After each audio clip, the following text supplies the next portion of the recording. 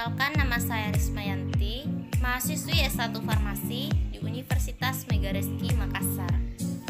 Adapun video ini saya buat untuk memenuhi tugas mata kuliah saya, yaitu wawasan ilmu farmasi.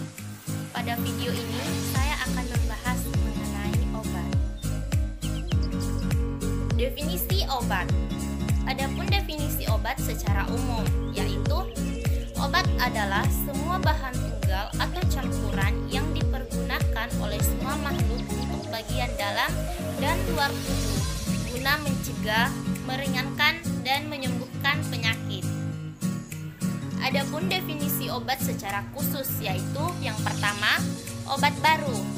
Obat baru adalah obat yang berisi zat atau berkhasiat atau tidak berkhasiat seperti pembantu, pelarut, pengisi, lapisan, atau komponen lain yang belum dikenal sehingga tidak diketahui khasiat dan kegunaannya.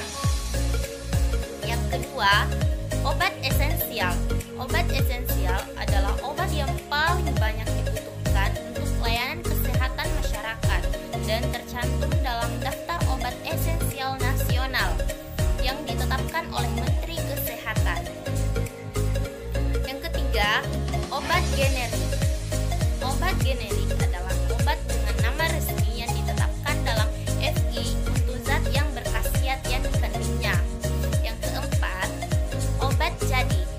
Obat jadi adalah obat dalam keadaan murni atau campuran dalam bentuk salep, cairan, supositoria, kapsul, pil, tablet, serbuk, atau bentuk lainnya yang secara teknis sesuai dengan FI atau buku resmi lain yang ditetapkan pemerintah. Yang kelima, obat paten. Obat paten adalah obat jadi dengan nama dagang yang terdaftar atas nama pembuat yang telah diberi kuasa dan obat itu dijual dalam kemasan asli dari perusahaan yang memproduksinya. Yang keenam, obat asli. Obat asli adalah obat yang diperoleh langsung dari bahan-bahan alamiah, diolah secara sederhana berdasarkan pengalaman dan digunakan dalam pengobatan tradisional. Yang ketujuh, obat tradisional. Obat tradisional adalah obat yang didapat dari bahan alam, diolah secara sederhana berdasarkan pengalaman dan digunakan dalam pengobatan tradisional. Adapun definisi obat menurut para ahli.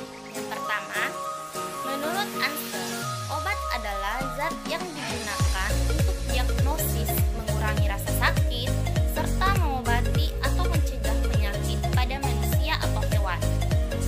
Obat dalam arti luas ialah setiap zat kimia yang dapat mempengaruhi proses hidup, maka farmakologi merupakan ilmu yang sangat luas cukupnya.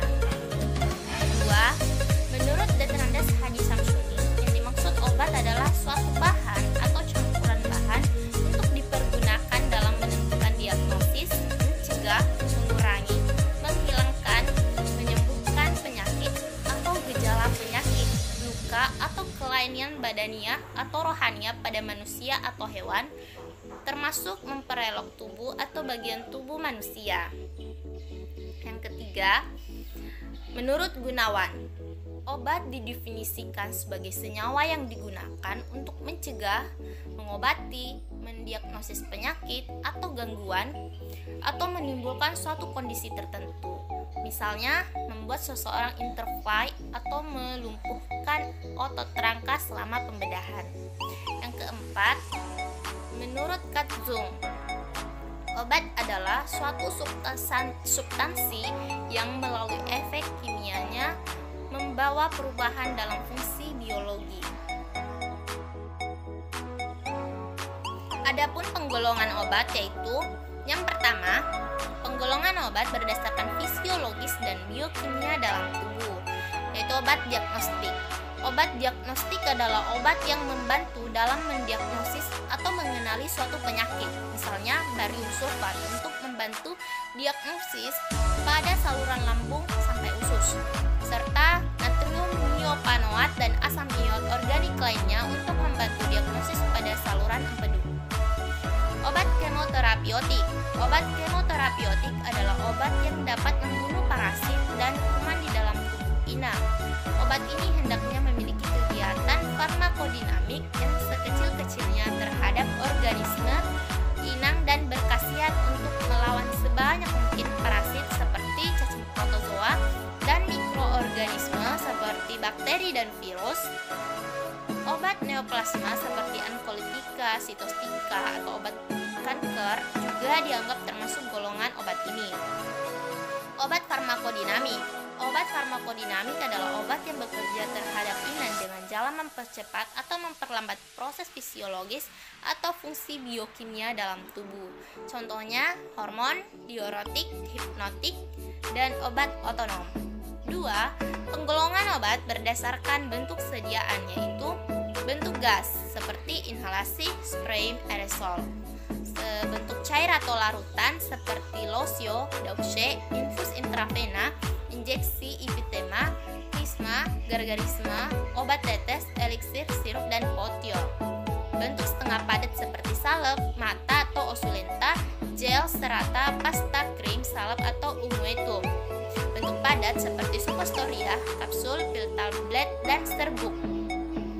3. Penggolongan obat berdasarkan sumbernya, yaitu dari mikroba dan jamur atau fungi seperti antibiotik penisilin, dari sintetis atau tiruan seperti vitamin C dan kamper sintetis, dari mineral atau pertambangan seperti sulfur, vaselin, parafin, garam dapur, iod kali, dari hewan atau fauna seperti cera, adepts, lanea, dan minyak ikan, dari tumbuhan atau flora seperti minyak jarak dan digitalis.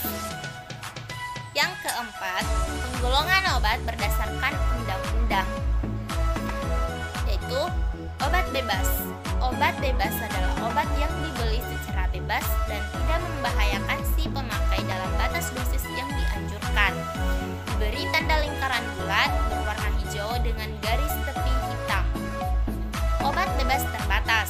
Obat bebas terbatas adalah obat keras yang dapat diserahkan tanpa resep dokter dalam bungkus aslinya dari produsen atau pabrik obat itu.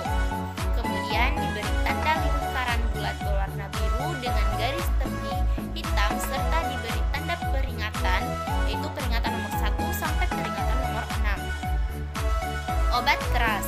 Obat keras adalah semua yang memiliki takaran dosis minum atau DM, diberi tanda khusus lingkaran bulat merah, garis tepi hitam, dan huruf K menyentuh garis tepinya.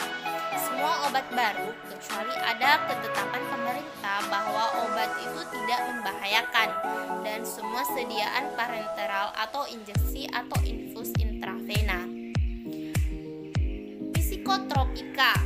Psikotropika adalah obat yang mempengaruhi proses mental, merangsang atau menenangkan, mengubah pikiran dan perasaan atau kelakuan seseorang.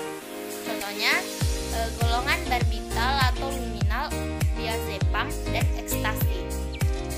Narkotika. Narkotik adalah obat yang diperlukan dalam bidang pengobatan dan iptek, serta dapat menimbulkan ketergantungan atau ketagihan atau adiksi yang sangat merugikan tubuh apabila digunakan tanpa pembatasan dan pengawasan dokter.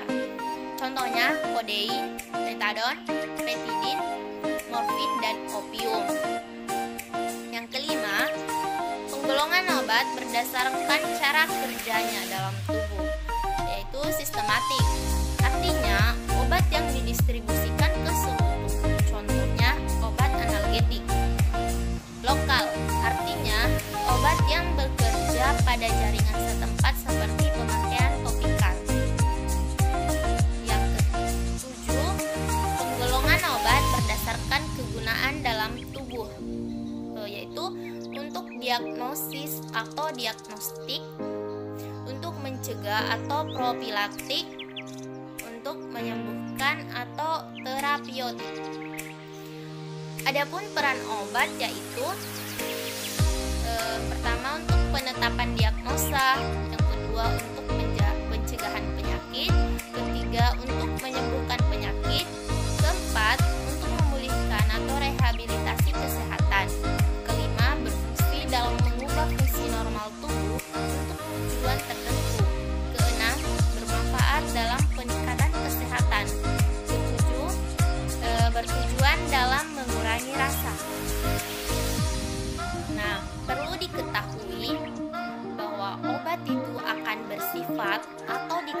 sebagai obat ketika dalam pemanfaatannya tepat untuk pengobatan suatu penyakit dengan dosis dan waktu yang tepat.